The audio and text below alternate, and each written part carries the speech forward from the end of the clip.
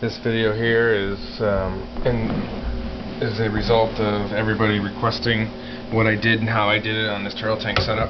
I'm going to first show a filter change, give an idea of what's entailed and how I did it. There'll probably be multiple videos because of the size of each of these. But here's where I built my trickle filter out of taping compound buckets. The first one is a split bowl. It's actually a splash guard. I also used a regular Dixie cup, or not a Dixie cup, but a Solo cup, to also act as a shield. And there's a removable PVC pipe so that I can get all this out.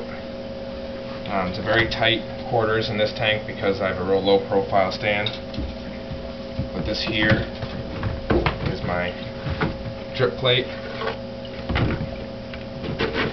and inside of here is my insulation. Typically what I do when I take this out, which I didn't do this one time, I squeeze it out in here so the water doesn't all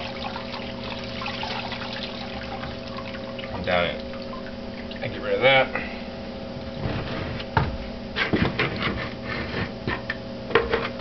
You can see I cut out a pre-cut insulation so it just fits nicely to the size. Inside of here are holes drilled, drip down into my biomedia, and then I have a piece of lighting grate cut to size so it keeps the insulation off the holes, doesn't plug the holes up with the insulation, so the water can still flow freely. And then you can see this piece is the one that sits on top of this, and there's a little cutout. So if this fills up, it'll flow into here. This I still have to patch up. I haven't patched it yet. It's an old hole. And inside of here are simple scrubbies. The water stays full in there. The bacteria builds up. Half of it is in water at all times. The other half is considered dry. The water trickles through it. This goes right back in pretty easily. As you can see also, this bucket has the lid that cut it out so the water can trickle through without any obstructions, but it stays because there's a lip so it doesn't fall through. It takes a while getting the heights and everything just right, but once it's done, it's done. So that's it. That was a simple filter change. Put my tube back in, piece of PVC. This PVC feeding this is 1.5 inch PVC, or actually, yes, 1.5 inch. Put my cup back down and my splash guard back on, and that's done. Down at the bottom of this bucket, there's 1 inch holes drilled all the way around the base of the bucket on the outside, not the bottom, the base, so when it sits, the water can flow freely back out. So it comes into here, drips down through the insulation, drips down through the plastic scrubbies. I got mine at Market Basket, which is a New England grocery store, but you know, Shaw's might have them, or Demula's, or any, I don't know what the other stores are in the rest of the country, but Walmart has them too. They're very expensive at Walmart. Some of the dollar stores have them. They're just plastic scrubbies for pots and pans. And there's your dirty insulation when you're done. I set up everything in here to be working on ball valves.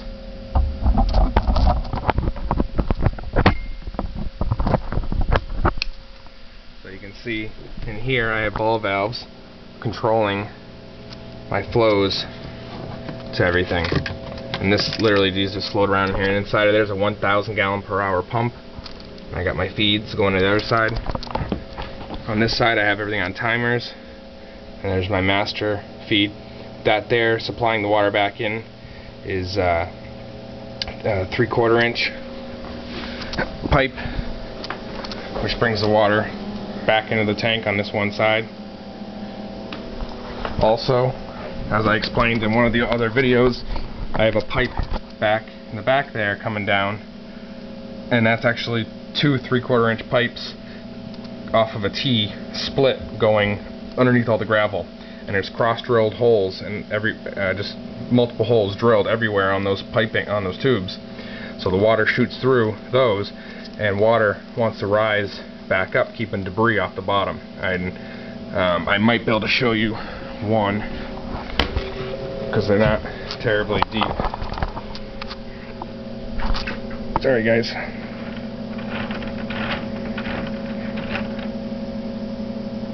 Move out of the way. Well, I'm not going to be able to show you easily. Oh, there's one. So, you can see down in there the white where my finger is. There's one here running right here, and there's another one running somewhere right over here. And I just put a light layer of rocks over this. Underneath all that, there's actually more lighting grate. That's perfect cutout to the tank width. I got that at Home Depot. That actually goes across the whole bottom. So the lighting grate's cut out in perfect squares, 2 of them on the bottom of this tank. Now on top of that is my tubes for my PVC pipe, which runs back up and is supplied by my 1,000 gallon pump per hour pump with T down there and ball valves. And then all my rocks are on top of that, so that way it helps disperse some of the weight, and it also keeps, as far as the lighting grate goes, and the pipes disperse the debris. Now, what else I do? I have a waterfall, which I gotta start all this back up, because when I do my filter change, I just unplug it, the pump, all the water flows back down. And it fills up my sump. My sump is just a regular plastic PVC. I had to cut the top off mine to get it in here because I have a low profile tank, but a lot of the big tanks people use 20-gallon talls, or you could get away with even a 30-gallon tall if you wanted to go bigger.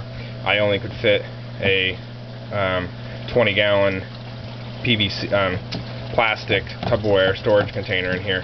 My next one will be a taller tank, a couple inches taller, and I'll be able to fit a regular glass tank in. Plus I have a solid top for a base.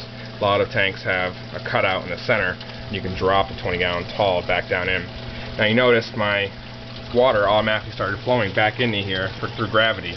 I only have one pump on this whole system, which pumps the water back into the tank because of gravity feed.